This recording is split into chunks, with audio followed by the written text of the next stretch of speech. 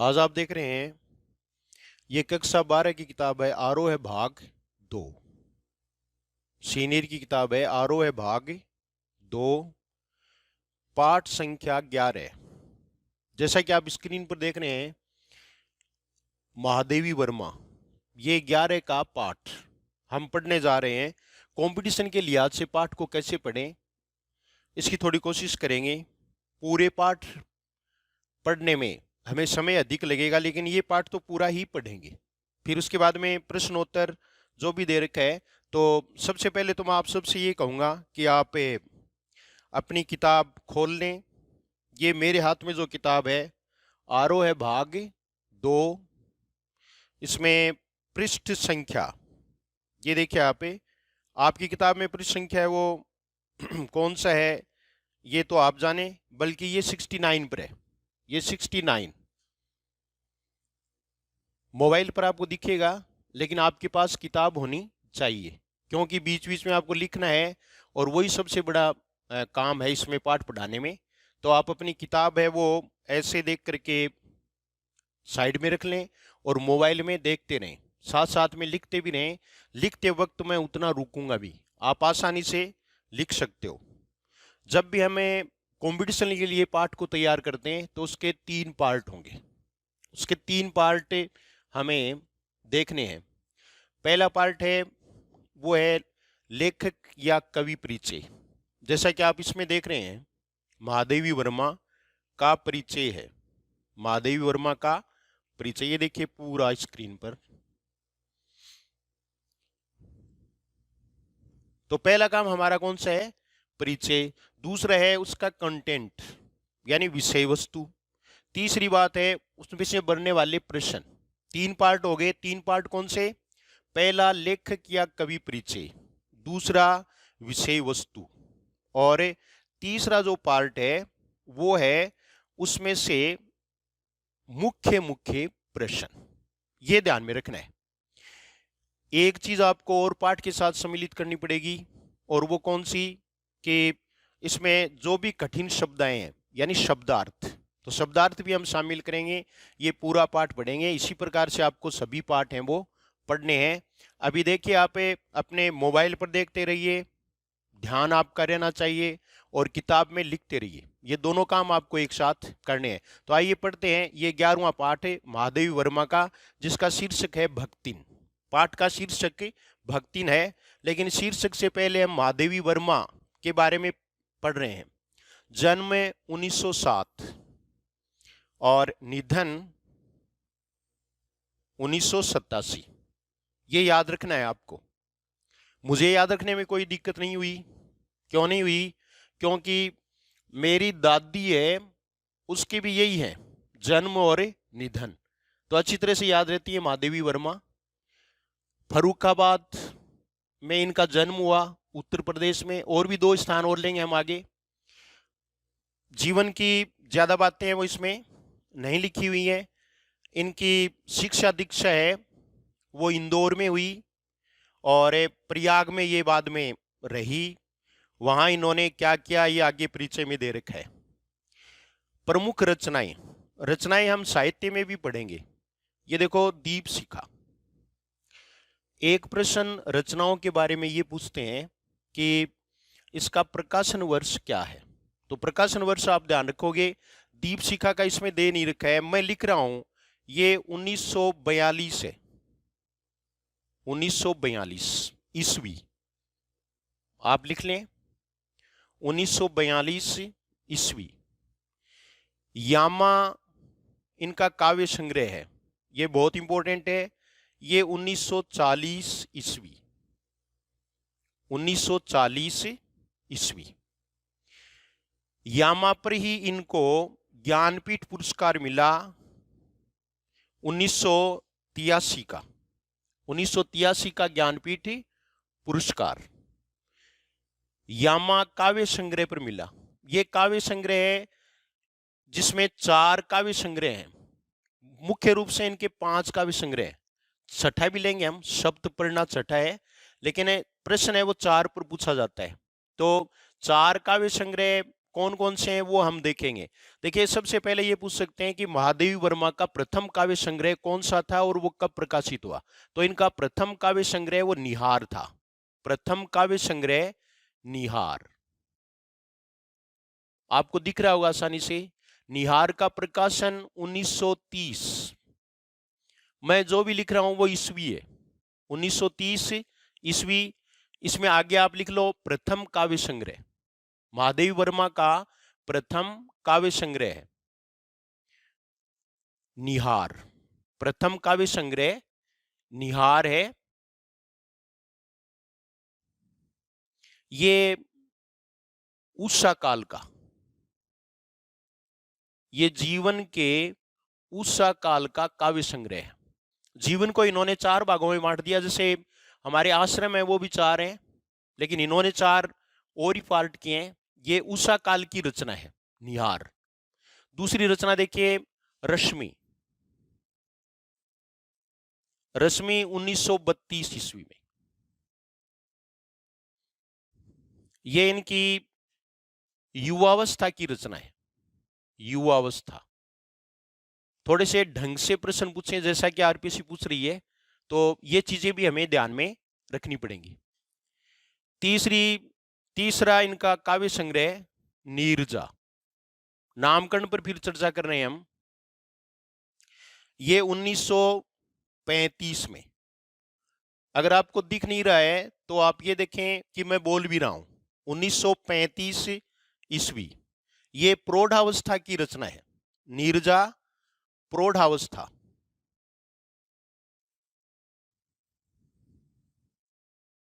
प्रौढ़ावस्था की रचना है। एक काव्य संग्रह और बच गए अभी, वो सांध्य गीत। चौथा है वो है सांध्य गीत। ये 1936 में। दिख तो रहे ना आपको, 1936 दिख रहा होगा शायद आराम से। ये 1936। एक बार फिर से देख लीजिए। महादेवी वर्मा का पहला काव्य संग्रह निहार 1930 में उषा काल की रचना मानी जाती है। रश्मि 1932 में युवावस्था की रचना मानी जाती है। नीरजा 1935 में ये प्रौढ़ावस्था की रचना मानी जाती है। सांध्य गीत 1936 ये इनके सांध्य जीवन के संध्या काल की रचना मानी जाती है। ये संध्या काल की है। ये 4 काव्य संग्रह हैं, इनको मिला करके एक काव्य संग्रह बना दिया गया जिसका नाम है यामा। यामा में ये 4 है। यहां प्रश्नों पर ध्यान देना है क्योंकि हमें आखिरकार परीक्षा में प्रश्न ही करने हैं। प्रश्नों में आप देखोगे कि इसमें पहला ही प्रश्न बनेगा कि यामा में कौन सा काव्य संग्रह संग्रहित नहीं है या संकलित नहीं है। तो आप देख रहे हैं 5 काव्य संग्रह, 5वां है वो इसमें दे रखा है दीपशिखा। तो दीपशिखा है वो यामा में नहीं है। अब इनको याद कैसे रखें वो भी थोड़ी सी बात है आप कर सकते हैं। वो ये है कि यामा का अर्थ रात्रि होता है। यामा का अर्थ क्या है? रात्रि। यामा से ही यामिनी बना, तो यामा है ये, इसका अर्थ रात्रि है। तो रात्रि में दीपशिखा, अगर हमें दीपशिखा कहने का मतलब है दीपक जला देंगे और दीपक की जो शिखा है वो अंधेरे को तो मिटाई देगी, तो वो नहीं रहेगी यामा में। यामा में दीपशिखा नहीं रहेगी, ये ध्यान में आपको रखना है। और ये चारों रचनाएं भी आपको क्रमशः याद रख सकते हैं। देखो, सबसे पहले सुबह सुबह निहार, तुषार ओस मान लो आप, वो है। उसके बाद में रश्मि किरण निकलेगी तो कमलिनी नीरजा वो खिलेगी और शाम को फिर सांध्य गीत। तो इस प्रकार से ये दिन का भी एक 4 भाग इन्होंने कर दिए हैं, आपको ये ध्यान में रखना है। निहार उषा काल की रचना है, इनका प्रथम काव्य संग्रह माना जाता है। रश्मि युवावस्था की रचना है, 1932 में इसका प्रकाशन है। नीरजा 1935 में ये प्रौढ़ावस्था की रचना है। सांध्य गीत संध्या काल की रचना है और ये 1936 में प्रकाशित है। लेकिन सब चारों को मिलाकर के एक काव्य संग्रह बनाया जिसका नाम था यामा। यामा का प्रकाशन 1940 में, बहुत साल बाद में यानी 1983 में, ये देखिए आप, इनको ज्ञानपीठ पुरस्कार मिला। ये महादेवी वर्मा का रचनाओं के बारे में कुछ मैंने आपको बताया है। अब एक काव्य संग्रह इनका और भी है। उस काव्य संग्रह का नाम है सप्तपर्णा, जो कम ही चर्चित रहा बाद की रचनाओं में। यह है सप्तपर्णा, दिख रहा होगा आपको सप्तपर्णा। इसका प्रकाशन 1960 में हुआ, 1960, ये 1960 ईस्वी। बस काव्य संग्रह में इतना याद रखना है।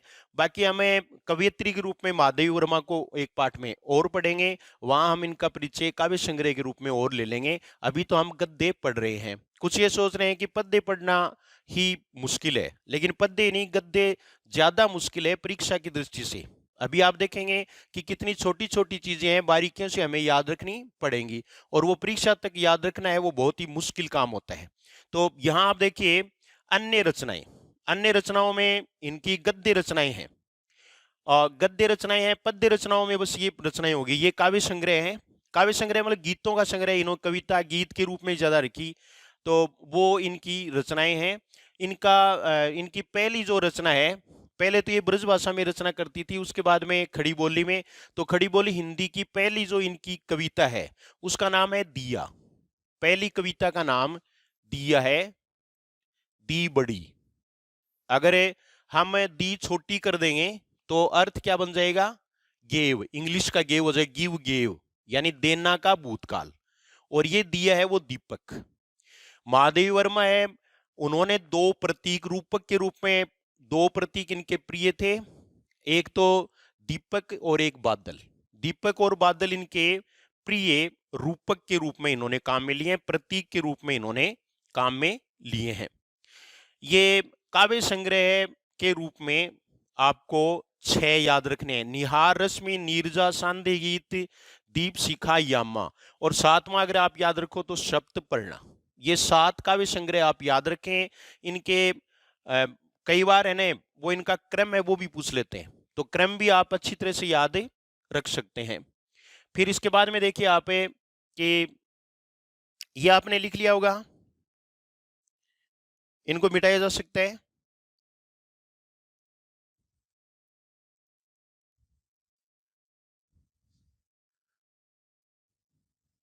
मिटा लें, कोई दिक्कत नहीं है। ये आपने नोट कर लिया होगा, नोट कर लिया ने। हाँ, तो अब देखिए आप आगे की रचना, ये देखिए अतीत के चलचित्र, श्रृंखला की कड़ियां, ये सारे हम ले रहे हैं। तो ये देखो श्रृंखला की कड़ियां,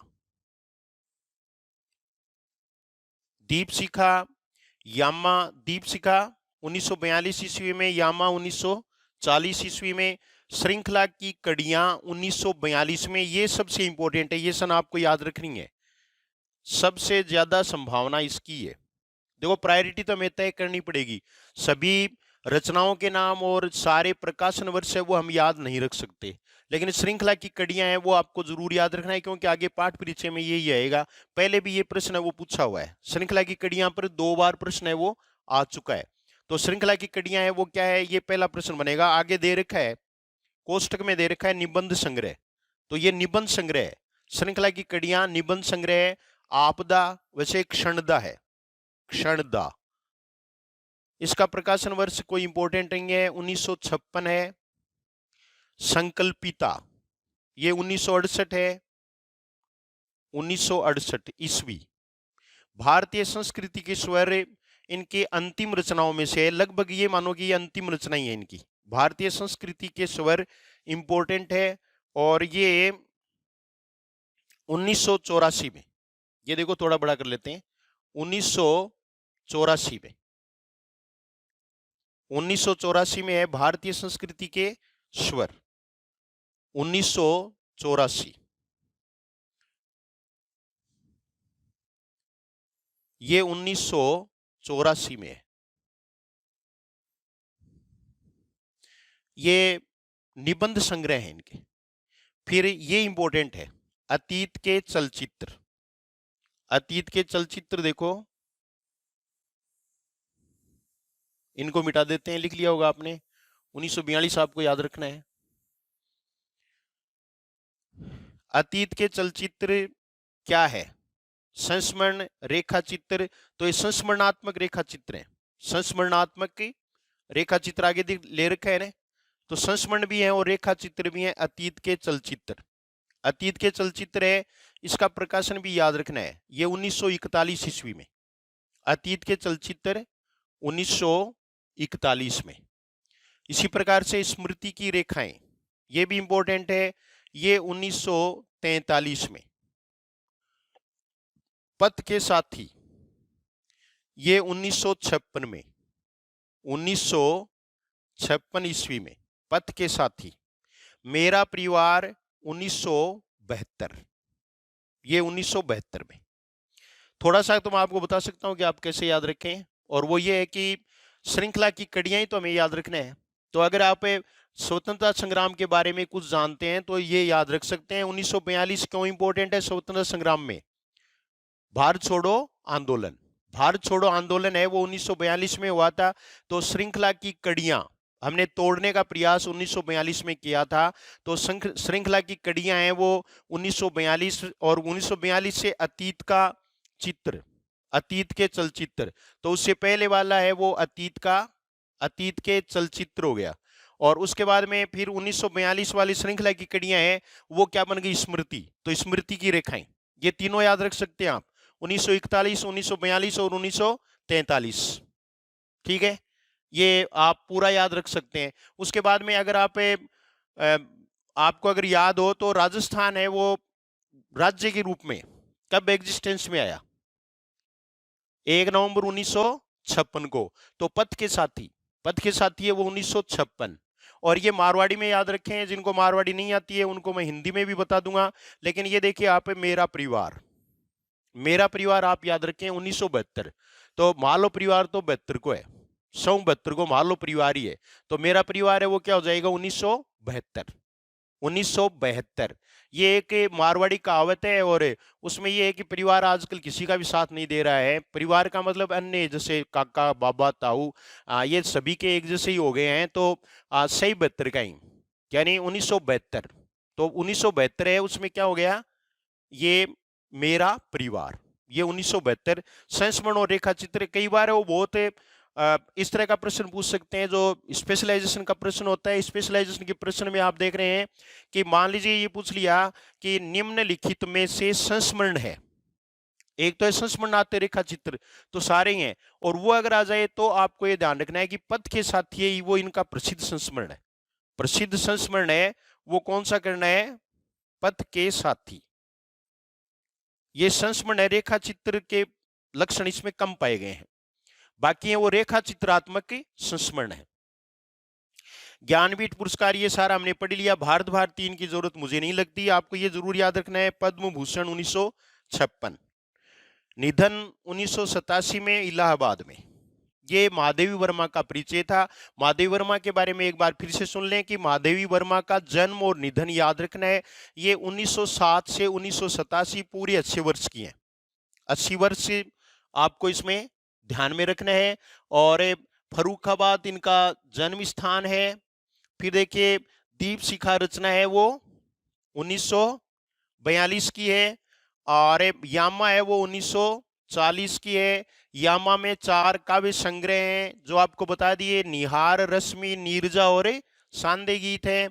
और दीप शिखा है वो इसमें संकलित नहीं है। एक आपको और बता दिया, शब्द पर्णा, वो भी आपको ध्यान में रखना है। श्रृंखला की कड़ियां सबसे इंपॉर्टेंट है जो यहाँ प्रश्न पूछा जा सकता है। श्रृंखला की कड़ियों का प्रकाशन 1942 में, एक बार फिर मैं लिख रहा हूं, ये सबसे इंपॉर्टेंट है। यहां तक हमने पढ़ लिया। अब इसके बाद आपने किताब खोल रखी होगी, किताब में आप देखिए नेक्स्ट, इससे आगे बढ़ते हैं। ये देखिए किताब में, संसार के मानव समुदाय में वही व्यक्ति स्थान और सम्मान पा सकता है, वही जीवित कहा जा सकता है जिसके हृदय और मस्तिष्क ने समुचित विकास पाया हो और अपने व्यक्तित्व, यहां बीच बीच में मैं आपको बताता चलता हूं, सेकंड ग्रेड में एक टॉपिक और है संज्ञा, सर्वनाम, विशेषण और क्रिया के रूप में। तो वहां उनका अभ्यास हम पाठ के माध्यम से आसानी से कर सकते हैं। ये एक शब्द देखिए आप, व्यक्तित्व। व्यक्तित्व में कौन सा प्रत्यय है? त्वय प्रत्यय। कौन सा है? त्वय। त्वय प्रत्यय जहां भी आता है वो भाववाचक संज्ञा है। तो ये भाववाचक संज्ञा। बीच बीच में आपको ये बताया जाता रहेगा। और आप ये देख रहे हैं अतिरिक्त में अति उपसर्ग है, बौद्धिक में बुद्धि में इक प्रत्यय है, बौद्धिक में बुद्धि में इक प्रत्यय, बू का बहु बन गया, ऊ का आऊ बन जाता है, और ये क्या हो गया, इक प्रत्यय है बौद्धिक। थोड़ा स्पीड से हम इसलिए पढ़ रहे हैं कि पाठ बड़ा है, हमें समय लगेगा। साहित्य में ये प्रत्यय है, सहित जोड़िए, ये साहित्य, सहित जोड़े ये, सहित जोड़े ये साहित्य। फिर देखो, जीवन समर्पित कर उन्होंने शिक्षा और समाज कल्याण के क्षेत्र में निरंतर कार्य किया। नारी समाज में शिक्षा प्रसार के उद्देश्य से उन्होंने प्रयाग महिला विद्यापीठ की स्थापना की। ये प्रश्न पूछा हुआ, प्रयाग महिला विद्यापीठ की स्थापना की, स्थापना में इनका बहुत बड़ा योगदान था। बल्कि सही बात यह है कि ये पहली प्रधानाचार्य थी। प्रयाग में महिला विद्यापीठ की ये पहली प्रधानाचार्य थी। परहेप्स फिलोसॉफी पढ़ाती थी, फिलोसॉफी की थी, दर्शन शास्त्र की। महादेवी वर्मा की प्रतिष्ठा, प्रतिष्ठा संधि विच्छेद के लिए इंपॉर्टेंट है, सभी परीक्षाओं में संधि अपने आप में भी इंपॉर्टेंट है। तो ये देखिए आप, प्रतिजोड़ स्था, इसमें कोई विसर्ग संधि नहीं है बल्कि ये व्यंजन संधि का उदाहरण है। प्रतिजोड़ स्था, अगर ई की मात्रा के बाद में तीसरा से यानी दंते से जिसको हम कहते हैं वो आ जाता है तो वो दूसरे से में बदल जाता है, दूसरा से के बाद में अगर थे आता है तो वो ठे में बदल जाता है। इस प्रकार से ये क्या होगा, प्रतिष्ठा, प्रतिष्ठा में प्रति उपसर्ग है। बहुमुखी प्रतिभा, प्रतिभा में प्रति उपसर्ग है, भा मानी प्रकाश, ये प्रतिभा भा के रचनाकार के रूप में रही है। अगर कविता के क्षेत्र में वे छायावाद के 4 स्तंभों में से एक मानी जाती है। यहाँ छायावाद की थोड़ी सी चर्चा हमें कर लेते हैं, छायावाद भी हम पढ़ेंगे, इतिहास में ये सब हम पढ़ रहे हैं। तो ये देखिए 3 नाम दे रखे हैं, पंत, प्रसाद और निराला, दिख तो रहा है ना आपको, पंत, प्रसाद और निराला, ये 3 है। और चौथी कवयित्री हैं वो महादेवी वर्मा है। ये तीनों हैं, इनको वृहत चतुष्टय कहा जाता है। ये ढंग से लिख लें, प्रश्न पूछ लेते हैं कई बार।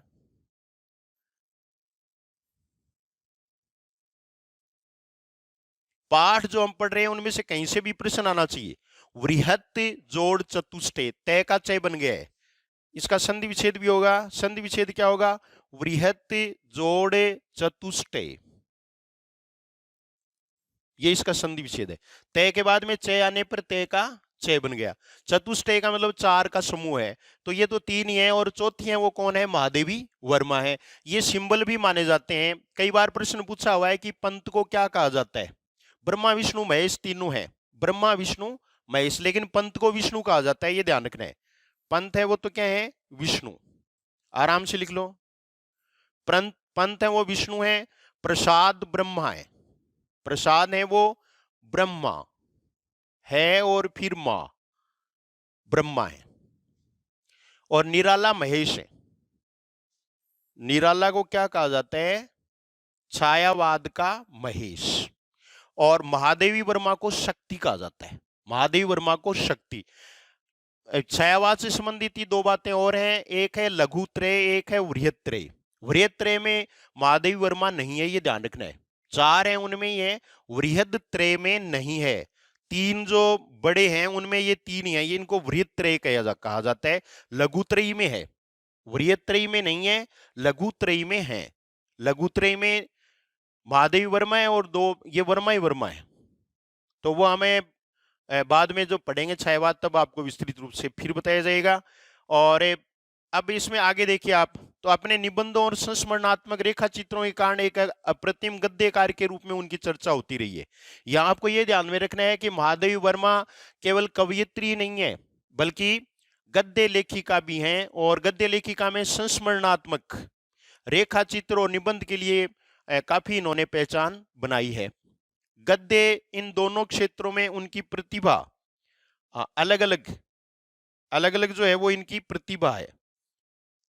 तो ये देखिए यहाँ पे इसमें, इसको मिटा देता हूं मैं, लिख लिया होगा आपने, साथ साथ में लिखते चले। ये देखो, कविता और गद्य इन दोनों क्षेत्रों में उनकी प्रतिभा अलग अलग स्वभाव, स्वभाव में स्व उपसर्ग है, स्वभाव में स्व उपसर्ग लेकर सक्रिय हुई दिखती है। कविताओं में वे अपनी आंतरिक वेदना और पीड़ा को व्यक्त करती हुई इस लोक से परे किसी और सत्ता की ओर अभिमुख दिखलाई पड़ती हैं। इसका मतलब क्या है? इसका मतलब है कि ये रहस्यवादी कवियत्री हैं, रहस्यवादी, रहस्यवादी कवियत्री हैं। रहस्यवाद इनकी कविता का प्रमुख स्वर है। रहस्यवाद, रहस्यवादी कवियत्री, रहस्यवादी बिल्कुल याद रखें, रहस्यवादी कवियत्री हैं, रहस्यवादी कवियत्री। महादेवी वर्मा रहस्यवादी कवियत्री हैं और वेदना इनके काव्य की मुख्य पहचान है। जो हमें कविता पढ़ेंगे तब मिलेंगे। देखो, आंतरिक वेदना, कविताओं में वे अपनी आंतरिक वेदना और पीड़ा को व्यक्त करती हुई इस लोक से परे किसी और सत्ता की ओर अभिमुख दिखलाई पड़ती हैं। और आप सभी जानते हैं कि इनको आधुनिक मीरा कहा जाता है, आधुनिक मीरा। दूसरा इसमें इनके बारे में और भी कहा जाता है, वो कौन सी बात है, बता सकता है कोई? ये आधुनिक मीरा, आधुनिक मीरा, आधुनिक मीरा।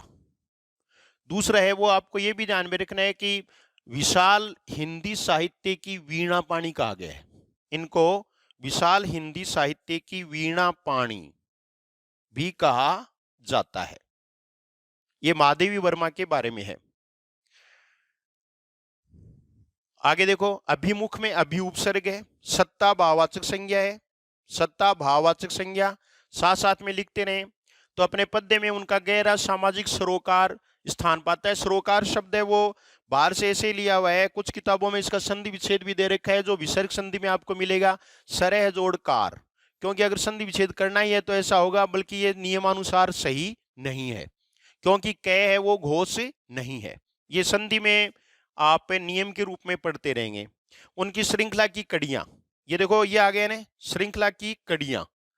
तो श्रृंखला की कड़ियां है वो यहां फिर से दे दिया गया है, इसलिए मैं आपको बता रहा था कि ये इंपॉर्टेंट इसलिए कि श्रृंखला की कड़ियां है, साफ देख लीजिए। अब आप श्रृंखला की कड़ियां 1942 ईस्वी में, उसमें के अद्वितीय अ उपसर्ग है रचना है, जो हिंदी में स्त्री विमर्श की भव्य प्रस्तावना है। दोनों ही प्रश्न पूछे हुए हैं। एक बार तो ये पूछा हुआ है श्रृंखला की कड़ियां का प्रकाशन कब हुआ, तो श्रृंखला की कड़ियां है इसका प्रकाशन 1942 ईस्वी में हुआ। एक तो ये याद रखना है। ये सबसे ज्यादा आपको जो प्रकाशन वर्ष याद रखना है वो यही है, ऐसा कैसा प्रश्न उठाएंगे। दूसरा देखिए आप, ये हिंदी में स्त्री विमर्श की भव्य प्रस्तावना महादेवी वर्मा की कौन सी रचना को कहा गया है, तो ये श्रृंखला की कड़ियां का। आप जानते भी हैं कि स्त्री विमर्श, स्त्री का संबंध है वो श्रृंखला की कड़ियां, तो ये इससे था ही, ये इसको जोड़ लेंगे तो कोई दिक्कत ज्यादा इसमें नहीं होगी। वहां हमें दूसरा ये दूसरी रचनाएं ना अतीत के चलचित्र और वो परेशान कर सकती हैं, तो श्रृंखला की कड़ियां है वो स्त्री विमर्श की भव्य प्रस्तावना है, ये पक्का याद रखें। उनके संस्मरणात्मक रेखा चित्र अपने आसपास के ऐसे चरित्रों और प्रसंगों को लेकर लिखे गए हैं जिनकी साधारणता यानी सामान्यता हमारा ध्यान नहीं खींच पाती, लेकिन महादेवी जी की मर्म भेदी, मर्म को भेदने वाली, कर्म तत्पुरुष समास है, मर्म को भेदने वाली, कर्म तत्पुरुष समास। करुणामयी दृष्टि उन चरित्रों की साधारणता में असाधारण तत्वों का संधान करती है। संधान में सम उपसर्ग, स के ऊपर अनुस्वार आ जाए और उपसर्ग पूछ लें तो आपको पक्का याद रखना है ये सम होगा, सम उपसर्ग, अनुस्वार को मैं में बदल दें। इस तरह समाज के शोषित, शोषित शब्द विलोम शब्द में इंपॉर्टेंट है, शोषित का विलोम शब्द शोषक होगा। तबके को उन्होंने अपनी गद्य रचनाओं में नायकत्व प्रदान किया, ये इनकी विशेषता हो गई। विशेषता पर एक प्रश्न आ सकता है कि महादेवी वर्मा के काव्य की विशेषता है, तो विशेषता ही विशेषता देख रहे हैं हम। महादेवी वर्मा है वो गद्य और पद्य दोनों से उनका संबंध है, पहली बात। दूसरी बात है वो आप ये देखोगे कि रहस्यमय यानी रहस्यवादी कवियत्री हैं, तो रहस्यवाद भी इनके काव्य का प्रमुख लक्षण है। दूसरी बात है आप यहां देख रहे हैं, और वो देखिए आप कि अपनी गद्य रचनाओं में नायकत्व प्रदान किया है किसको? शोषित और पीड़ित तबके को। ये भी इनकी विशेषता होगी, विशेषता आप ध्यान में रख के चलेंगे, ठीक है। फिर आगे और देखिए, आगे हम देख रहे हैं कि उनके इस प्रयास ने हिंदी के साहित्यिक समाज पर ऐसा गहरा असर डाला कि संस्मरणात्मक रेखा चित्र की विधा के लिए शोषित पीड़ित आमजन को विषय वस्तु के रूप में मान्यता मिल गई। या उसके बाद में जो रेखा चित्र जो हैं, जो पहले कोई बड़े आदमियों के लिए, महापुरुषों के लिए उनका ही रेखा चित्र है वो उसमें होता था, लेकिन अब ऐसा किया जाने लगा, तो ये आपको ध्यान में रखना है।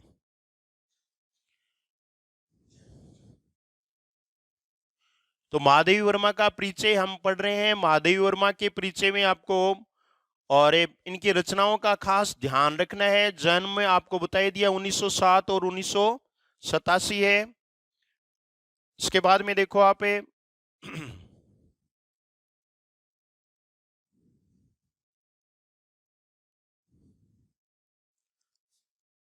तो ये हमें पढ़ रहे हैं श्रृंखला की कड़ियां, और ये सारा हमने पढ़ लिया। और इसके बाद में आप देखो ये हम पढ़ रहे थे, शोषित पीड़ित आमजन को विषय वस्तु के रूप में मान्यता मिल गई है, ऐसा काम है वो महादेवी वर्मा ने किया। उसके बाद में आगे अपना पृष्ठ खोलिए और ये देखिए आप भक्तिन के बारे में अब जो हम पाठ पढ़ रहे हैं उसका नाम भक्तिन है। भक्तिन पर ही पहले प्रश्न है वो पूछा हुआ है, तो भक्तिन के बारे में आप ये देखेंगे। भक्तिन महादेव जी का प्रसिद्ध संस्मरणात्मक रेखा चित्र है। पहली ही लाइन में से प्रश्न पूछा हुआ है, पहली लाइन देखिए आप, संस्मरणात्मक रेखा चित्र है, स्मृति की रेखाएं में संकलित है। ये दोनों याद रखना है, ये दोनों महत्वपूर्ण है। इन दोनों को ध्यान में रखना है कि भक्तिन संस्मरणात्मक रेखा चित्र है, जो इनके संस्मरणात्मक रेखा चित्र जो इनकी पुस्तक है स्मृति की रेखाएं उसमें संकलित है, उसमें से लिया गया है। इनके अन्य भी ये रेखा चित्र हैं, जैसे घिसा और आप पढ़ते हो, तो भक्तिन है वो किससे ली गया है? स्मृति की रेखाएं। स्मृति की रेखाएं उसका प्रकाशन वर्ष, स्मृति की रेखाएं 1943, क्योंकि 42 की स्मृति हमें ध्यान में रहेगी। अतीत के चलचित्र है वो, अतीत के चलचित्र 1941, ये, और 42 है उसमें श्रृंखला की कड़ियां। महादेव जी ने अपनी सेविका भक्तिन के अतीत और वर्तमान का परिचय देते हुए उसके, तो आपको ये ध्यान रखना है कि दोनों परिचय, अतीत की बात भी महादेवी वर्मा बताती हैं और वर्तमान की भी। व्यक्तित्व का बहुत दिलचस्प खाका खींचा है। महादेव के घर में काम शुरू करने से पहले उसने कैसे एक संघर्षशील स्वाभिमानिनी है वैसे ये, और कर्मठ जीवन जिया। कैसे? पितृसत्तात्मक, ये शब्द देखियो आप, पितृसत्तात्मक यानी मातृसत्तात्मक। यहां आपको यह ध्यान में रखना है कि पितृसत्तात्मक मान्यताओं और छद्म मानी कपट, छद्म का अर्थ क्या होता है? कपट होता है, नकली भरे समाज में अपने और अपनी बेटियों के हक की लड़ाई लड़ती रही और उसमें हार कर कैसे जिंदगी की राह पूरी तरह बदल लेने के निर्णय तक पहुंची। इसका अत्यंत संवेदनशील, ये शब्द देखो, संवेदनशील। शील शब्द जहां भी प्रयुक्त हो जाता है गुणवाचक विशेषण बन जाएगा। ये शब्द क्या है? गुणवाचक विशेषण है। साथ साथ में लिखते रहें। कुछ हम वो स्पीड की शिकायत कर रहे होंगे, लेकिन स्पीड इसमें लेनी पड़ेगी। हमें कंपटीशन में आगे बढ़ना है तो थोड़ी स्पीड भी कायम रखें। इसके साथ भक्तिन महादेवी जी के जीवन में आकर छा जाने वाली एक ऐसी परिस्थिति के रूप में दिखलाई पड़ती हैं जिसके कारण लेखिका के व्यक्तित्व के कई अनुच्छेद प्रच्छन्न का संधि विच्छेद बताओ। प्रे जोड़ छन्न हो जाएगा, ये देखिए आप प्रे जोड़े छन्न, नहीं छन्न ये चय का आगम है, आगम संधि है। छन्न है वो कभी टूटता नहीं, छन्न नहीं छूटता। ये एक दूसरा है ना, छेद, छादन, छिन्न, ये ऐसे कैसे आएंगे? उद्घाटित होते हुए चलते हैं। कहने का मतलब है भक्तिन थी या नहीं थी, लेकिन उन्होंने उनके माध्यम से महादेवी वर्मा ने अपने कुछ इस तरह के विचार हैं वो उद्घाटित किए हैं, यही तो होता है। इसी कारण अपने व्यक्तित्व का जरूरी अंश मानकर वे भक्तिन को खोना नहीं चाहती। समग्रतः इस पाठ को परिस्थितिवश अक्खड़ बनी, पर महादेवी के प्रति अनमोल, अनमोल में अन उपसर्ग है, न पूरा, आधा नहीं है, ये पूरा न है, आत्मीयता से भरी भक्तिन के बहाने स्त्री अस्मिता की संघर्षपूर्ण आवाज के रूप में भी पढ़ा जाना चाहिए। ये लाइन भी आपको याद रखनी है। भक्तिन पाठ में मुख्यतः है तो स्त्री अस्मिता की संघर्षपूर्ण आवाज है, ये आपको ध्यान में रखना है। ये देखिए आप, स्त्री अस्मिता की संघर्षपूर्ण आवाज। इसके बाद में भक्तिन पाठ देखिए, ये भक्तिन आप देख रहे हैं, थोड़ा बड़ा कर देता हूं मैं, ये देखिए आप। छोटे कद और दुबले शरीर वाली भक्तिन अपने पतले ओठों के कानों में दृढ़ संकल्प, संकल्प समजोड़ कल्प, इसको दूसरे प्रकार से भी लिखा जा सकता है। दूसरे प्रकार से कैसे लिखेंगे? सम कल्प, ऐसे भी लिख सकते हैं। सेकंड ग्रेड में यही पूछा हुआ है, संकल्प का संधि विच्छेद। आपको ये देखना है, ये ध्यान में रखना है, से के बाद में कोई सा भी एक पंचम वर्ण आ जाए तो वहां आप मैं कर देंगे संधि विच्छेद में, और वो इस उपसर्ग होगा, वो इसमें संधि होगा। समजोड़ी कल्प, संकल्प। और छोटी आंखों में एक विचित्र समझदारी, समझदारी भाववाचक संज्ञा है, समझदारी भाववाचक संज्ञा लेकर जिस दिन पहले पहले मेरे पास आ उपस्थित हुई थी, उपस्थित में उप उपसर्ग है। तब से आज तक एक युग का समय बीत चुका है, पर जब कोई जिज्ञासु, जिज्ञासु जानने की इच्छा रखने वाला, ये वन वर्ड है, एक वाक्यांश के लिए एक शब्द, जानने की इच्छा वाला है उसको जिज्ञासु कहते हैं, और इच्छा को जिज्ञासा कहते हैं। इच्छा शब्द है, उससे बहुत सारे वन वर्ड बनते हैं, कोई भी एक वो पूछते रहते हैं। जब भी टॉपिक आएगा उस समय आपको 10 ऐसे शब्द बताए जाएंगे जिनका अर्थ इच्छा या इच्छा वाला होता है। इस संबंध में प्रश्न कर बैठता है। प्रश्न में आपको यह ध्यान रखना है कि पर उपसर्ग नहीं होता, नहीं भी याद रखना है आपको। तब वह पलकों को आधी पुतलियों तक गिराकर और चिंतन की मुद्रा में ठुड्डी को कुछ ऊपर उठाकर विश्वास भरे कंठ से उत्तर देती है, तुम पैचे का बताई, ये 50 बरिस से संग्रहित है। यानी ये महादेवी वर्मा के बारे में पूरा है ना वो झूठ बताती है। 50 वर्ष है तो उसको तो हुए भी नहीं, लेकिन फिर भी वो कोई पूछता है ना तो अपना अधिकार जमाते हुए, और वो बताती हैं कि महादेवी वर्मा के साथ तुम पैचे का अर्थ है लोग, कि तुम लोगों को क्या पता कि ये 50 वर्ष से संग्रहित है, कि मैं, मेरी जो मालकिन है, लेखिका है, इसके साथ 50 वर्ष से रह रही हूं, इस हिसाब से मैं 75 की ठहरती हूं, और वह 100 वर्ष की आयु भी पार कर जाती है। ऐसा कहना है किसका? महादेवी वर्मा का। कहने का मतलब ये जो देहातीन है, भक्तिन है, ये झूठ बोलती है, और लेकिन इसके झूठ के पीछे एक कितनी बड़ी आत्मीयता है, किसके प्रति? अपनी मालकिन के प्रति, कि वो हमेशा ही उसके साथ रही है और रहेगी, ये भाव है। इसका भक्तिन को पता नहीं। भक्तिन है वो हिसाब किताब ये नहीं जानती, झूठ बोलती है लेकिन झूठ बोलना नहीं जानती। ये क्यों नहीं जानती? क्योंकि ये कोई आजकल की जो है ना नेता नहीं है, नेत्री नहीं है, वरना वो सफाई से झूठ बोल जाती। पता हो भी तो संभवतः वह मेरे साथ बीते हुए समय में रत्ती भर भी कम न करना चाहेगी। ये देखिए रत्ती शब्द, रत्ती मानी बिल्कुल भी, रत्ती है वो पहले एक मापक होता था, बहुत थोड़ा वजन के रूप में रत्ती, तोला, रत्ती, ऐसे आजकल ये प्रचलन में नहीं। और एक है रत्ती, ये रत्ती देखिए आप, ये कामदेव की पत्नी का नाम है। ये ऐसा स्त्रीलिंग शब्द है जिसमें अंत में ई की मात्रा छोटी आती है, रति में। रतीश है वो किसको कहते हैं? कामदेव को कहते हैं, रति जोड़ीस। कम न करना चाहेगी, ये भर है वो निपात है, भर यहां पर क्या है? निपात है। सेकंड ग्रेड वाले इसको ध्यान से देख लें।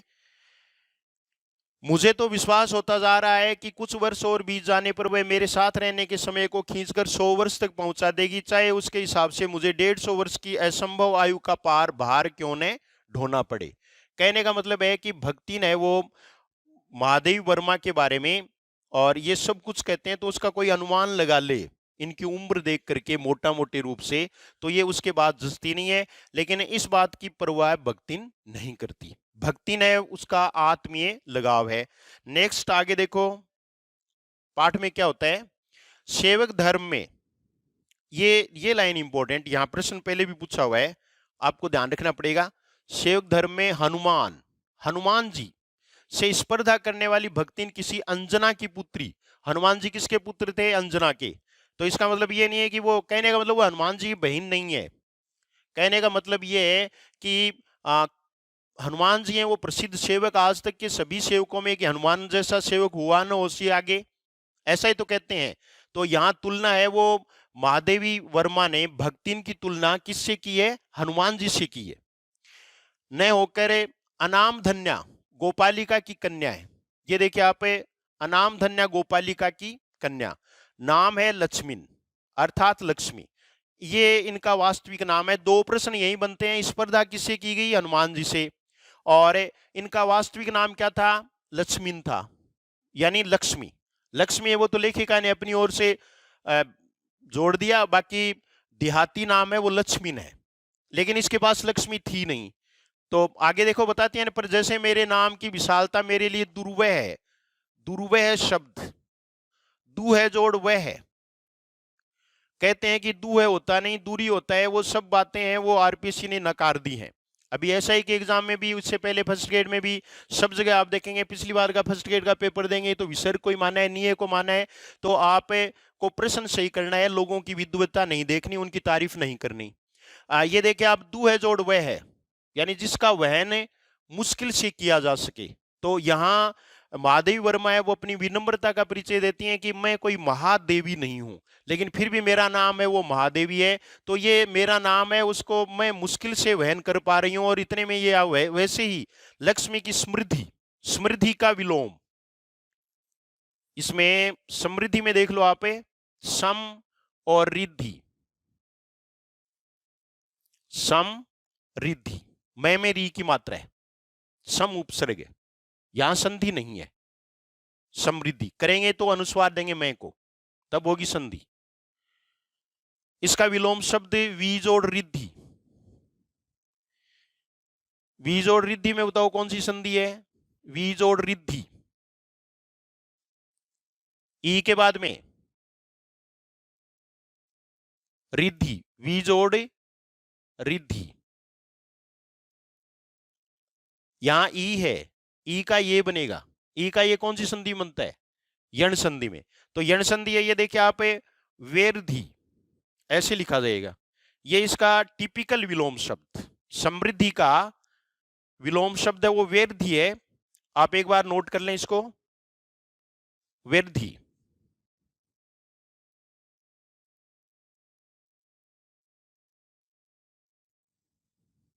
कर लिया? तो समृद्धि का विलोम शब्द है वेरधि। लक्ष्मी की समृद्धि भक्तिन के कपाल की कुंचित रेखाओं में, यहां कुंचित शब्द आया है। कुंचित शब्द देखिए आप, मैं मिटा देता हूं इसको। कुंचित, कुंचित शब्द का अर्थ, कुंचित वाला तो हनुमान चालीसा में पढ़ा होगा आपने, क्या लाइन है वो? कानन कुंडल कुंचित केशा, कानों में हनुमान जी के कुंडल हैं। कुंचित मानी घुंघराले, घुंघराले बाल हैं। कुंचित का मतलब मुड़े हुए, टेढ़े। तो कपाल की कुंचित रेखाओं में, क्योंकि इसका मतलब है भक्ति ने वो बूढ़ी हो चुकी थी और उसके कपाल, कपाल यहाँ कपोल होना चाहिए, कपोल की कुंचित रेखाओं में नहीं बन सकी। यहाँ माथे के ऊपर उसके सलवट पड़ी हुई है, उनको कुंचित कहा गया है। वैसे तो जीवन में प्राय सभी को ये यहां अर्थ समझ गए ना आप, क्योंकि नाम तो लक्ष्मी था और होना ये भी चाहिए था कि जहां लक्ष्मी का वास हो वहां दरिद्रता का क्या काम। लेकिन भक्ति ने वो जीवन भर ताजिंदगी गरीबी से लड़ती रही, उसका यानी कभी भी लक्ष्मी ने साथ नहीं दिया, नाम लक्ष्मी था इसलिए अपना नाम वो छुपाती रहती थी कि जहां वो रहे वहां तो ठाट बाट होने चाहिए थे, लेकिन नहीं हुए। वैसे तो जीवन में प्राय सभी को अपने अपने नाम का विरोधाभास, विरोध जोड़ आभास, ये हम अलंकार का एक नाम है वो भी पढ़ेंगे, विरोधाभास, कि जहां वास्तविक विरोध न होते हुए भी विरोध का आभास हो वहां विरोधाभास अलंकार होता है। ये दीर्घ संधि का उदाहरण है, विरोध जोड़ आभास। कुछ कह रहे हैं कि खुद लिख नहीं रहे हैं, हम लिख रहे हैं तो टाइम लग रहा है, तो टाइम तो लगेगा। विरोध जोड़े आभास, विरोध का आभास लेकर जीना पड़ता है। पर भक्तिन बहुत समझदार है, समझदार है वो गुणवाचक विशेषण है, समझदारी भाववाचक संज्ञा है, क्योंकि वह अपना समृद्धि सूचक नाम किसी को बताती नहीं। केवल जब नौकरी की खोज में आई थी तब ईमानदारी, ईमानदारी भाववाचक संज्ञा है, का परिचय देने के लिए उसने शेष इतिवृत्त, इति उपसर्ग, इतिवृत्त मानी कथा, अब तक का जो भी उसका सिलसिलेवार जो कथा थी, शेष इतिवृत्त के साथ ये भी बता दिया, पर इस प्रार्थना के साथ कि मैं कभी नाम का उपयोग नहीं करूं। यहां आपको यह ध्यान में रखना है कि भक्ति ने अपना नाम लक्ष्मी या लक्ष्मी ने वो बता दिया था, लेकिन शर्त ये थी, लेखिका को ये कह दिया कि ये नाम किसी को बताना नहीं है। अपना नाम वो पसंद नहीं करती थी, उससे शर्म आती थी, क्योंकि इतनी दरिद्र जो है उसका नाम लक्ष्मी होना अपने आप में हास्यास्पद है, ये आपको ध्यान में रखना है। तो नाम बता दिया उसने अपना, लेकिन गुप्त रखने की बात कही। उपनाम रखने की प्रतिभा होती तो मैं सबसे पहले उसका प्रयोग अपने ऊपर करती। महादेवी वर्मा है, वो बताती है कि सबसे पहले मैं महादेवी है, वो नहीं बल्कि दूसरा नाम रख लेती है। अपने आप में प्रतिभा नहीं बता रहे हैं, ये इनकी विनम्रता है। इस तथ्य को वह देहातिन, देहातिन क्या जाने यानी गंवारिन, गांव की रहने वाली। इसी से जब मैंने कंठीमाला देखकर, वो यहां प्रश्न बनेगा, उसका नया नामकरण किया, तब वह भक्तिन जैसे कवित्वहीन नाम को पाकर भी गदगद हो उठी। ये गदगद में दोनों ही ये भी होता है। तो गदगद हो उठना या गदगद होना ये मुहावरा है। गदगद होना मुहावरा है, प्रसन्न होना, वास्तव में प्रसन्न होना उसको गदगद होना कहते हैं, दिखावटीपन में नहीं बल्कि वास्तविक रूप से प्रसन्न होना। और यहां है कि लेखिका ने लक्ष्मण से उसका नाम भक्तिन क्यों रखा, तो कंठीमाला देखकर, कंठीमाला से उसने सोच लिया कि ये और भक्तिन जैसी लगती है, तो ऐसा कवित्वहीन नाम पाकर भी वह गदगद हो उठी। यहां गदगद हो उठना इस मुहावरे को आपको याद रखना है। और वो कैसे कि उसका शरीर गदगद हो गया, ये वाक्य सही नहीं है, वह गदगद हो गया। शरीर गदगद नहीं होता, मन भी गदगद नहीं, गदगद का अपने आप ही अर्थ है। इसके बाद में देखिए आप, भक्तिन के जीवन का इतिवृत्त बिना जाने हुए उसके स्वभाव को पूर्णतः क्या अंशतः, पूर्णतः अंशतः परस्पर विलोम है, पूर्णतः और अंशतः ये परस्पर विलोम हो गए, भी कठिन होगा, समझना भी कठिन होगा। वह ऐतिहासिक, ऐतिहासिक है वो शुद्ध लिखना आपको। झूसी में गांव प्रसिद्ध एक सूरमा की एकलौती बेटी ही नहीं, विमाता की किंवदंती बन जाने वाली ममता की छाया में पली है। यहां भक्तिन का बचपन चल रहा है और भक्तिन के बारे में ये कहा गया है कि उसका नेहर कहाँ है, यानी उसका गांव कौन सा है, तो किस गांव में वो जन्मी है, तो उस गांव का नाम है झूसी। और वो सूरमा की एकलौती, इसी को इकलौती कहते हैं, एकलौती ऐसे प्रयोग करती हैं महादेवी जी।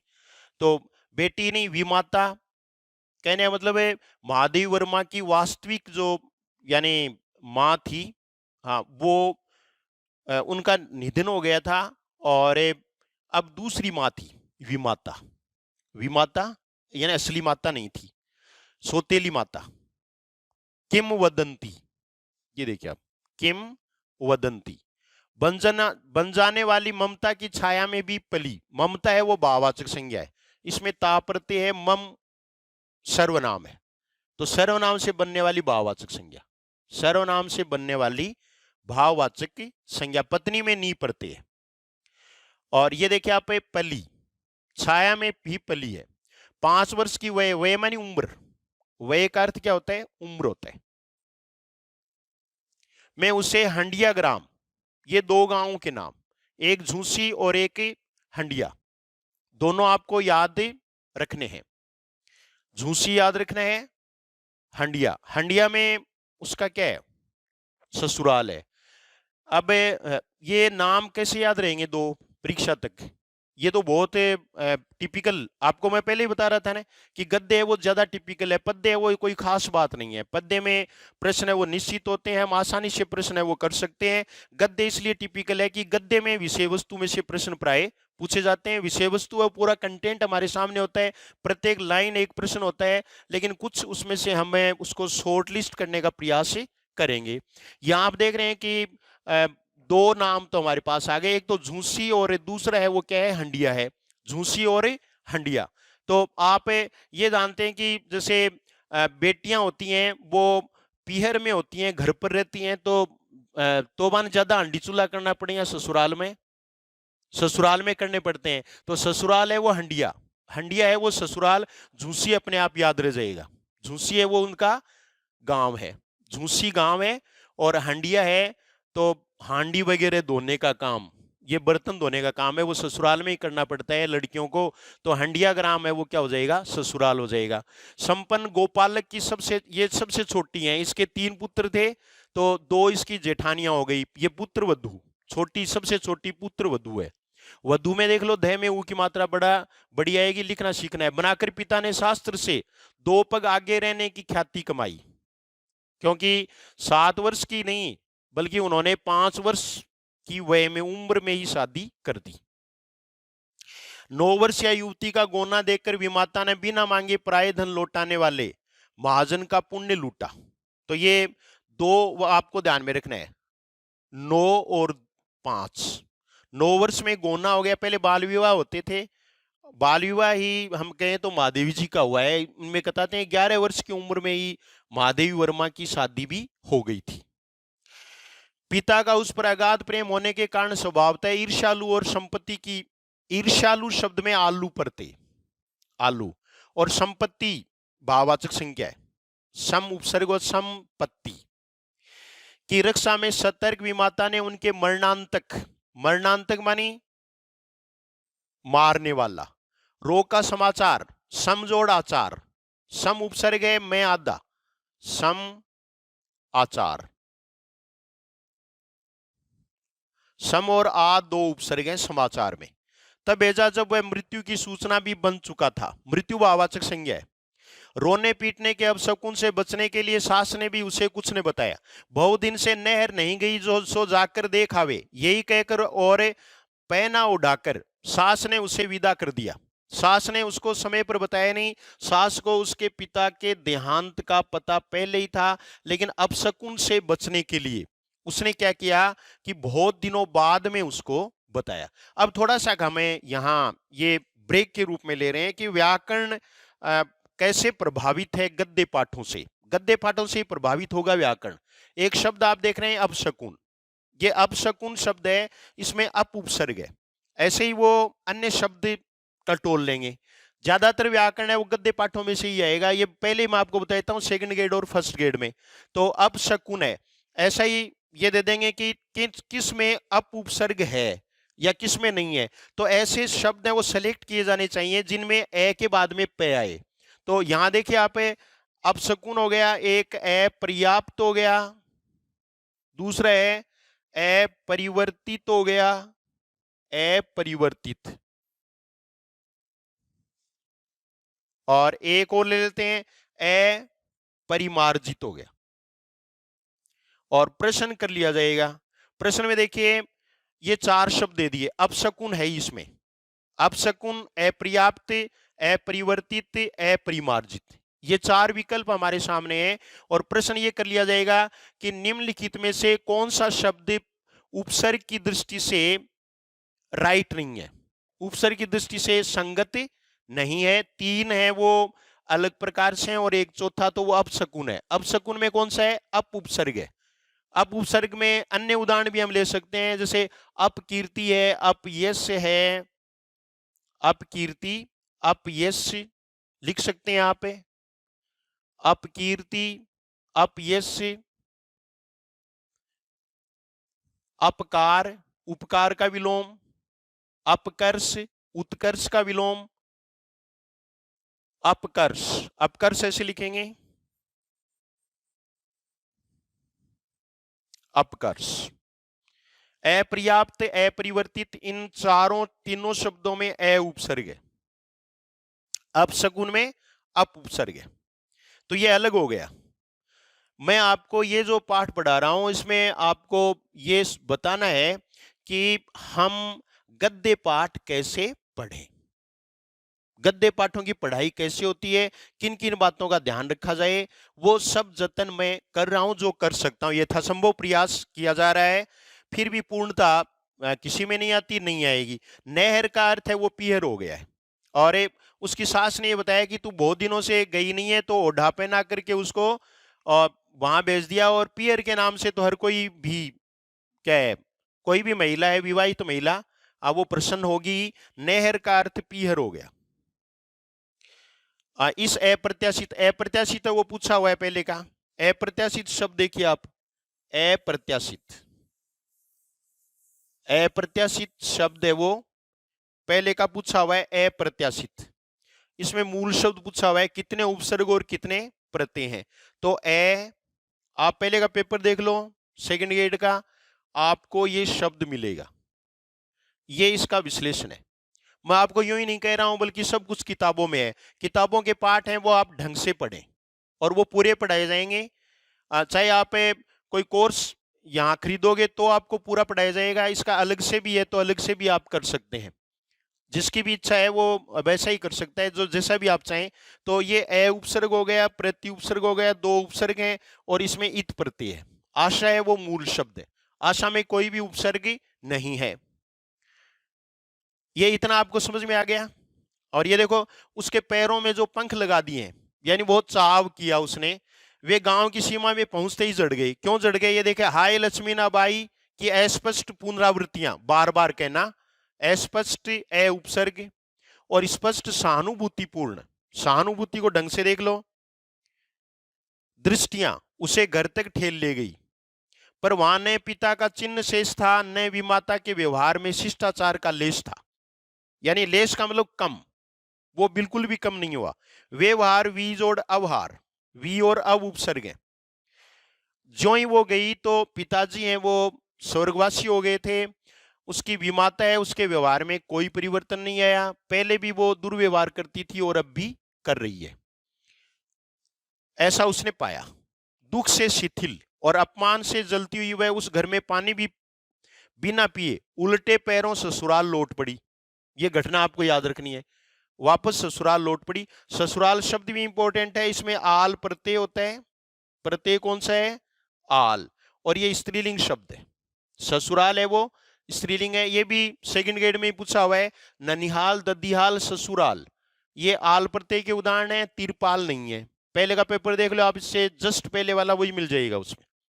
सास को खरी खोटी सुनाकर, खरी खोटी, जो खरी है जो खोटी है, कैसे भी करके हमें इसमें करें तो खरी खोटी सुनाकर उसने विमाता पर आया हुआ क्रोध, क्रोध भाववाचक संज्ञा है, शांत किया। और पति के ऊपर गहने फेंक फेंक कर उसने पिता के चिर बिछो की मर्म व्यथा व्यक्त की। क्योंकि वो वहां तो रो नहीं सकी, तो वापस घर आकर के उसने अपने विमाता है उस पर क्रोध किया, क्रोध है वो शांत किया, और पति के ऊपर गहने फेंक फेंक कर उसने पिता के चिर बिछोए की मर्म व्यथा व्यक्त की, जैसा कि ये स्वाभाविक था। तो ये भी कोई खास बातें नहीं है।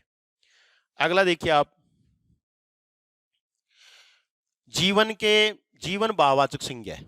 जीवन का विलोम शब्द मरण है। जीवन का मरण, जन्म का मृत्यु, जन्म का मृत्यु है, जीवन का मरण है। परिच्छेद है, इसमें देखो आप, ये हट जाएगा परिच्छेद। परिच्छेद में ये देखो, ये परिजोड़ छेद, चय आगम है, आगम संधि है, व्यंजन संधि। सुख की अपेक्षा दुख ही अधिक है। जब उसने गेहूं रंग,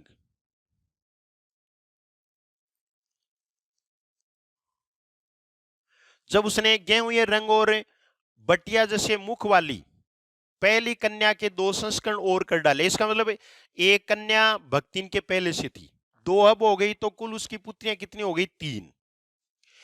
तब सास और जिठानियों ने ओठ बिचकाकर उपेक्षा प्रकट की। उचित भी था, क्योंकि सास 3-3 कमाऊ वीरों की विधात्री, विधाता का स्त्रीलिंग, विधाता का स्त्रीलिंग विधात्री बनकर मचिया के ऊपर, मचिया माची जोड़ ईया, इसमें ईया प्रत्यय है और ये ऊनार्थक प्रत्यय है, छोटा अर्थ देने वाला, के ऊपर विराजमान पुरखिन के पद पर अभिषिक्त हो चुकी थी। अभिषिक्त गुणवाचक विशेषण। और दोनों जिठानियां काक भूषंडी, काले कलूटे थे, काले लालों की क्रमबद्ध सृष्टि करके इस पद के लिए उम्मीदवार थी। अपनी सास है, उस सास के भी 3 बेटे थे, ये तीसरे बेटे की, छोटे बेटे की तो बहू थी भक्तिन। दूसरा है कि जो 2 जेठानियां थी उनके तो बेटे बेटे थे और भक्तिन के 3 बेटियां हो गई। उसमें बेटियों को आज जैसा कोई महत्व नहीं दिया जाता था, और ये पूरा जो खेल है वो समाज का यही था कि पितृसत्तात्मकता, यानी पितृसत्तात्मक परिवार होते थे, बेटों को महत्व दिया जाता था। आगे बताया भी है, यहां बताने की जरूरत नहीं है।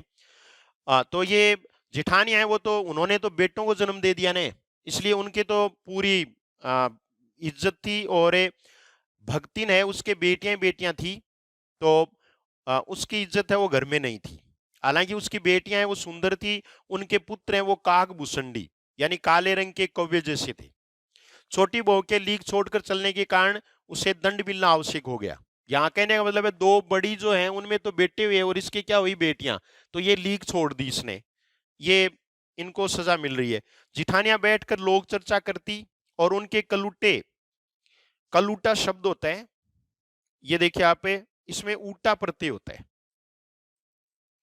काला जोड़ ऊटा, कलूटा।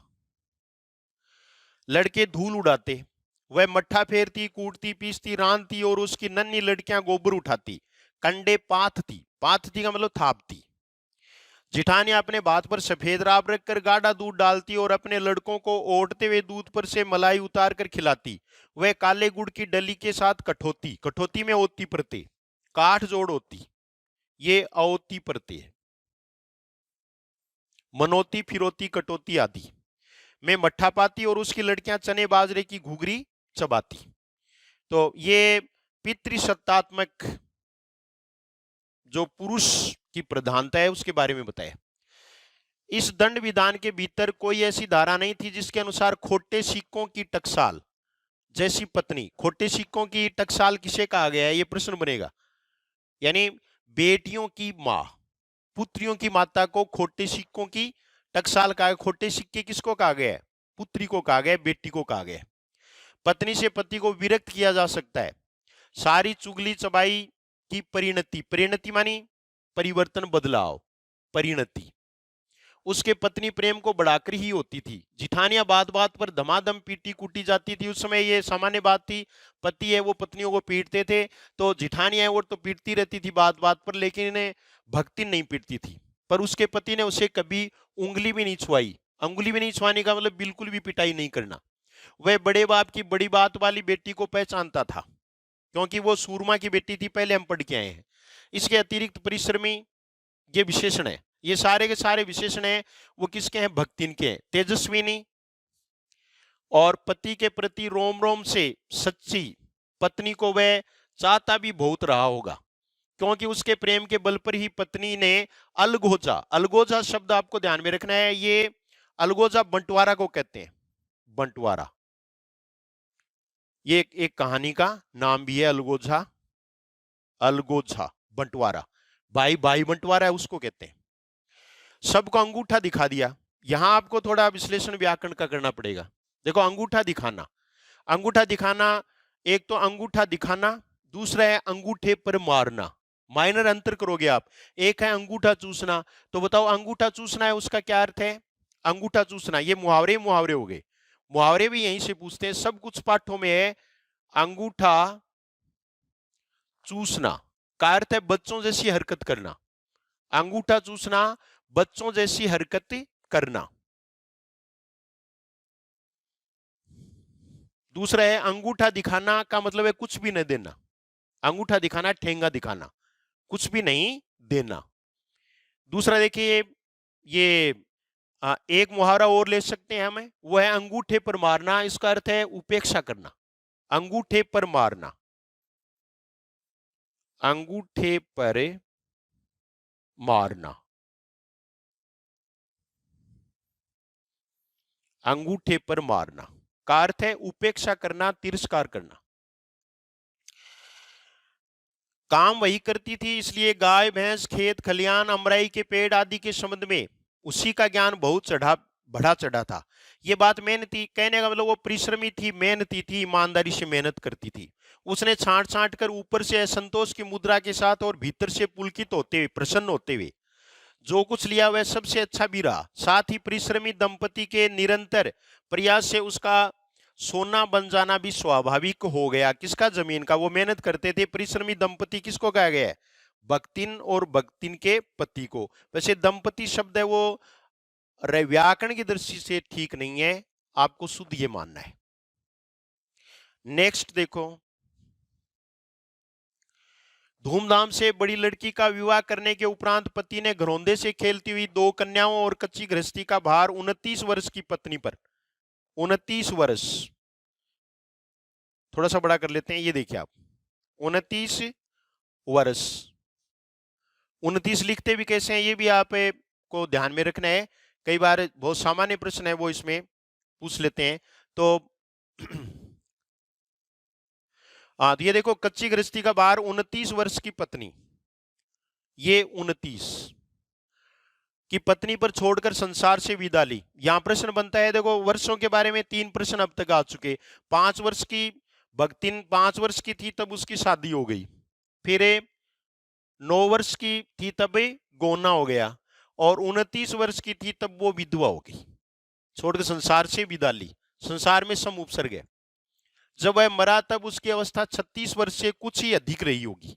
ये 36 वर्ष, 7 वर्ष का दोनों में अंतर है। पहले प्राय होता था, पर पत्नी आज उसे बूढ़ऊ कहकर स्मरण करती है। पत्नी कौन? भक्तिन। भक्तिन सोचती है कि जब वह बूढ़ी हो गई तब क्या परमात्मा के यहाँ वे भी न बूढ़ा गए होंगे, अतः उन्हें बूढ़ऊ ने कहना उनका घोर अपमान है। अपमान में अप उपसर्ग है, अपमान में भी अप उपसर्ग। हाँ, तो भक्तिन के हरे भरे खेत, मोटी ताजी गाय भैंस, फलों से लदे पेड़ देखकर जेठ जिठोतों के मुंह में पानी भराना ही स्वाभाविक था। मुंह में पानी भराना यानी लालायित होना पाने के लिए। इन सब की प्राप्ति तो तभी संभव थी, प्राप्ति भाववाचक संज्ञा है, तब भैयऊ। भैयऊ का मतलब क्या है? भैयऊ, भैयऊ का अर्थ क्या है? भैयऊ का अर्थ भाई की बहू, भाई की पत्नी। इसका अर्थ है भाई की पत्नी। पर जन्म से खोटी भक्तिन इनके चकमे में आई ही नहीं। उसने क्रोध से पांव पटक पटक कर आंगन को कंपायमान करते हुए कहा, हम कुकरी बिलारी न होए, हमारा मन पुसाई तो हम दूसरों के जाब नाई, तय तुम्हारे बच्चे की छाती पे होरा भुंजब और रात करब समझे रहो। ये उनकी लोकल भाषा है, जिसका अर्थ है वो हम समझ सकते हैं कि वो दूसरी जगह भेजना चाहते थे ताकि उसकी प्रॉपर्टी उन्हें मिल जाए, लेकिन उन्होंने बताया कि मैं कोई कुत्ती या बिलाई नहीं हूं, हमारे मन पोसाई, मेरा मन करेगा तो दूसरे के जाऊंगी, वरना नहीं। नहीं तो तुम्हारे बच्चे, तुम लोगों की छाती पर ही मैं हो रहा है मानी होला, चने भूनूंगी यानी परेशान करूंगी, और राज करब समझे रहो, और दबूंगी भी नहीं, मैं बिल्कुल सम्मान के साथ ही रहूंगी, ऐसा भक्ति ने कहा। थोड़ा और पढ़ लेते हैं, ये देखिए अगला। उसने ससुर, अजिया ससुर, अजिया ससुर है वो ध्यान में रखना है, ये पहले का ही पूछा हुआ है। दाद ससुर, पति के दादा को अजिया ससुर कहते हैं। पति का दादा है वो क्या हुआ? अजिया ससुर, दाद ससुर। और जाने कई पीढ़ियों के ससुर गणों, ससुर गणों शब्द ये यहां तो प्रयुक्त करिया लेकिन होना नहीं चाहिए। गण, गण ही होता है, गण आने पर बहुवचन नहीं होता, जन आने पर बहुवचन नहीं होता। ससुर गण की उपार्जित जगह जमीन में से सुई की नोक बराबर भी देने की उदारता नहीं दिखाई। उदारता भाववाचक संज्ञा है। उदारता का विलोम अनुदारता या संकीर्णता। कृपणता, कृपणता भी इसका विलोम शब्द है। विलोम शब्दों का भी ध्यान, सब कुछ पाठों में ऐसा था, आप तो पाठ पढ़ लीजिए बस। इसके अतिरिक्त गुरु से कान फूंकवा, कंठी बंधा, कंठी बांध, और पति के नाम पर घी से चिकने केसों को समर्पित कर अपने कभी न टलने की घोषणा कर दी। भविष्य में भी संपत्ति सुरक्षित रखने के लिए उसने छोटी लड़कियों के हाथ भी लेकर उन्हें ससुराल पहुंचाया और पति के चुने हुए बड़े दामाद को घर जमाई बनाकर रखा। इस प्रकार उसके जीवन का तीसरा परिच्छेद आरंभ हुआ। तीसरा परिच्छेद, परिच्छेद पहले बताई दिया आपको, इसमें चय नहीं आएगा। संधि विच्छेद क्या होगा? परिजोड़े छेद होगा। हमें थोड़ा सा के इसमें थोड़ी जल्दी करनी पड़ती है, तो पाठ को दो भागों में हम पढ़ेंगे। यहां तक के आज हमने पढ़ लिया कि ये इस प्रकार उसके जीवन का तीसरा परिच्छेद आरंभ हुआ। 4 परिच्छेद महादेवी वर्मा ने बताए हैं, जिनमें से पहला परिच्छेद है वो है भक्तिन का बचपन, विवाह है, ये पहले परिच्छेद में आएगा, और उनके एक लड़की का होना, ये पहला परिच्छेद है। दूसरा परिच्छेद है वो किस प्रकार से आएगा? दूसरा परिच्छेद है दो पुत्रियों का होना, उसका विधवा हो जाना, ये सब दूसरा परिच्छेद है। और ये तीसरा बता दिया, उसके जीवन का तीसरा परिच्छेद आरंभ हुआ, और ससुराल दोनों लड़कियों की शादी कर देती है और अपने बड़े जमाई को, दामाद को वो घर जमाई बनाकर रख लेती है। ये उसका यहाँ से तीसरा शुरू होता है। लेकिन ये तीसरा परिच्छेद है वो भी ज्यादा सुखकर नहीं है, जो हम आगे के पाठ में पढ़ेंगे। आज केवल इतना ही हम पढ़ेंगे। धन्यवाद।